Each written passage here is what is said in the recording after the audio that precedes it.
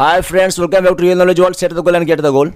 तो आज की इस वीडियो में क्लास 9th का आपका ठीक है 5th चैप्टर ठीक है नाजीवाद, ठीक है 5वां चैप्टर नाजीवाद का क्वेश्चन एंड आंसर ठीक कराया जाएगा। इसके पहले ठीक चैनल पे आपके ठीक है क्लास 9th के ठीक चारों चैप्टर भौगोलिक खोज, फ्रांस की क्रांति ठीक है, उसके बाद आपका अमेरिकन रिवोल्यूशन और वर्ल्ड वार विश्व युद्ध, इन सब का वीडियो पहले ठीक चैनल पे अपलोड किया जा चुका है। आप उन सबको भी देख सकते हैं। आज आपका लेसन 5 नाजीवाद का क्वेश्चन एंड आंसर कवर कराया जाएगा और नेक्स्ट वीडियो आपको किस ठीक है टॉपिक में चाहिए उसको भी आप कमेंट कर सकते हैं। तो आइए वीडियो को स्टार्ट किया जाए। सबसे फर्स्ट क्वेश्चन है आपका पहला सवाल, हिटलर का जन्म कहाँ हुआ था? तो हिटलर का जन्म जो हुआ था ये आपका हुआ था ऑस्ट्रिया में, ठीक है। 20 अप्रैल 1889 को ऑस्ट्रिया के ब्राउना में, ठीक है, ऑस्ट्रिया के ब्राउना में हिटलर का जन्म हुआ था। तो यहाँ पे ऑस्ट्रिया ठीक कर दीजिएगा। सेकेंड क्वेश्चन, नाजी पार्टी का प्रतीक चिन्ह क्या था? तो इसका आपका आंसर हो जाएगा स्वास्तिक, ठीक है। स्वास्तिक जो था ये नाजी पार्टी का प्रतीक चिन्ह था। देखिए नाजी पार्टी जो था ये हिटलर का पार्टी था, ठीक है। इसको NSDAP बोलते हैं, ठीक है। NSDAP party, national socialist German workers party, national socialist German workers party, ये हिटलर की पार्टी थी, ठीक है। और इसका जो ठीक है यहाँ पे इसका प्रतीक चिन्ह था ये क्या था आपका? स्वास्तिक था। स्वास्तिक ठीक है वो पता होगा, ठीक है, ऐसे बनता है, ये ऐसे बनता है आपका, ठीक है। तो यही आपका क्या था? ये आपका नाजी पार्टी का सिंबल था, उसका प्रतीक चिन्ह था नाजी पार्टी का। Third question, mean camp, mean camp किसकी रचना है? तो हिटलर का, ठीक है। मीन कैम्प का हिंदी होता है मेरा संघर्ष, मेरा संघर्ष। और ये हिटलर का आत्मकथा है, ऑटोबायोग्राफी है, ठीक है, मीन कैम्प। और इस पुस्तक को हिटलर ने जेल में रहते हुए लिखा था। 1924 में हिटलर जेल से रिहा हुए थे। इसके पहले जब वो जेल में थे तो जेल से इस बुक को हिटलर ने लिखा था, मीन कैम्प। ये हिटलर की क्या है? आत्मकथा है। क्वेश्चन नंबर 4, जर्मनी का प्रमुख औद्योगिक क्षेत्र कौन था? यानी जर्मनी का कौन सा ऐसा हिस्सा था जो क्या था? इंडस्ट्रियल एरिया था। तो वह आपका हो जाएगा रूर, ठीक है। रूर जो था ये जर्मनी का प्रमुख औद्योगिक क्षेत्र था, इंडस्ट्रियल एरिया था, यानी कि इस एरिया में बहुत ज़्यादा कल कारखाने, कंपनी वगैरह था, ठीक है। बर्लिन जो है ये आपका जर्मनी का राजधानी है, आज भी है, ठीक है। बर्लिन जर्मनी की राजधानी है। और अल्सास लॉरेन ये इलाका फ्रांस का था जिसको जर्मनी ने जीत लिया था, ठीक है।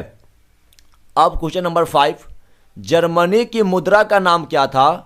तो जर्मनी की मुद्रा का नाम मार्क था। क्या था? मार्क था। यानी कि उस समय, यानी जब फर्स्ट वर्ल्ड वार की बात है, फर्स्ट वर्ल्ड और सेकेंड वर्ल्ड वार 1939 टू 1945 और 1914 से 1918 पहला वाला हुआ था विश्व युद्ध। ये सब हम लोग पिछले अध्याय में इसको हम लोगों ने देख लिया है।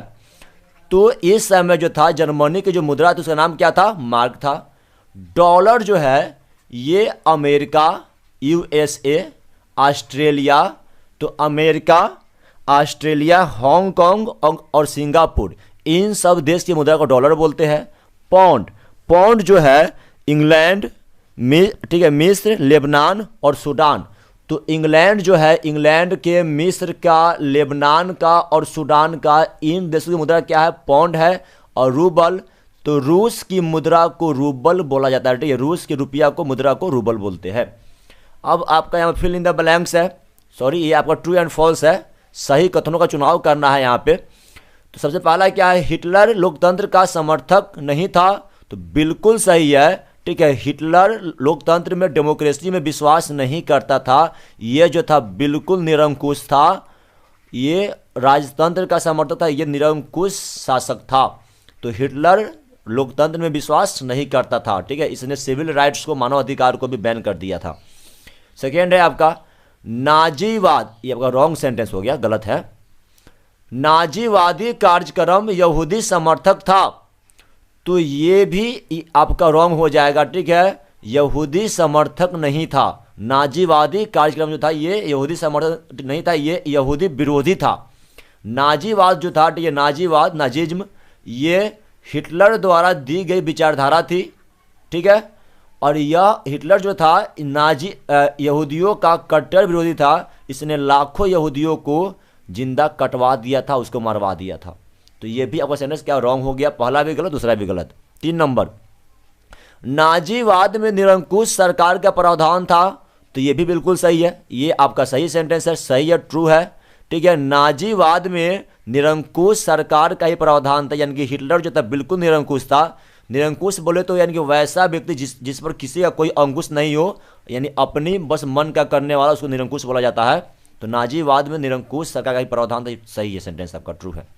4 नंबर, वर्साय संधि में हिटलर के उत्कर्ष के बीज निहित थे। तो ये भी आपका सही है। ठीक है, फर्स्ट वर्ल्ड वार के बाद, प्रथम विश्व युद्ध के बाद, ठीक, मित्र राष्ट्रों ने ध्रुवीय राष्ट्र के साथ वर्साई संधि की थी। कब? 28 जून 1919 को। ठीक है, 28 जून 1919 को। और इस वर्साई की संधि में जर्मनी का काफ़ी मान दोहन किया गया था। इसके बहुत, ठीक है, इसके बड़े बड़े, ठीक है, इंडस्ट्रियल एरिया को, ठीक है, मित्र राष्ट्रों ने आपस में बांट लिया था। इसके जहाज को, इसके, ठीक है, आर्मी को भी कम कर दिया गया था। इसके एयरफोर्स को बैन कर दिया गया था। तो इसके बाद हिटलर जो था ये सब हिटलर जो था सारी घटनाओं को देख रहा था और इसने क्या बोला कि मैं जब सत्ता में आऊंगा तो इन सब का बदला लूंगा। तो वर्साई की संधि में ही हिटलर के उत्कर्ष का बीज नहीं था। ये आपका सेंटेंस सही है, ट्रू है। 5 नंबर, नाजीवाद में सैनिक शक्ति एवं हिंसा को गौरवान्वित किया जाता है। तो ये भी आपका सही हो जाएगा, ट्रू है। नाजीवाद जो है, ठीक है, जब हिटलर सत्ता में आया तो उसने, ठीक है, आर्मी को, ठीक है, जो सेना को, इस सेना के पावर को बढ़ाना शुरू कर दिया। तो सैनिक शक्ति एवं हिंसा को गौरवान्वित, यानी कि उसको बढ़ाने का काम किया जाता है। ये भी आपका सेंटेंस सही है। तो पहला दूसरा गलत हो गया, बाकी अब 3, 4, 5 तीनों सही है। अब आपका फिल इन द ब्लैंक्स है। फर्स्ट क्या है आपका, हिटलर का जन्म डैश डैश ईस्वी में हुआ था। तो आपका 1889, हिटलर का जन्म 1889 ईस्वी में हुआ था। डेट की बात करें तो 20 अप्रैल 1889 को ऑस्ट्रिया के ब्राउना में हुआ था। सेकेंड है, हिटलर जर्मनी के चांसलर का पद डैश डैश ईस्वी में संभाला। यानी कि हिटलर जो था जर्मनी का चांसलर कब बना। देखिए, चांसलर जो है जर्मनी में प्रधानमंत्री के पद की तरह होता है। ठीक है, जर्मनी में प्रधानमंत्री के, ठीक है, जो होता है ना पद, पोस्ट, प्राइम मिनिस्टर का, ठीक है, उसको बोलते हैं चांसलर।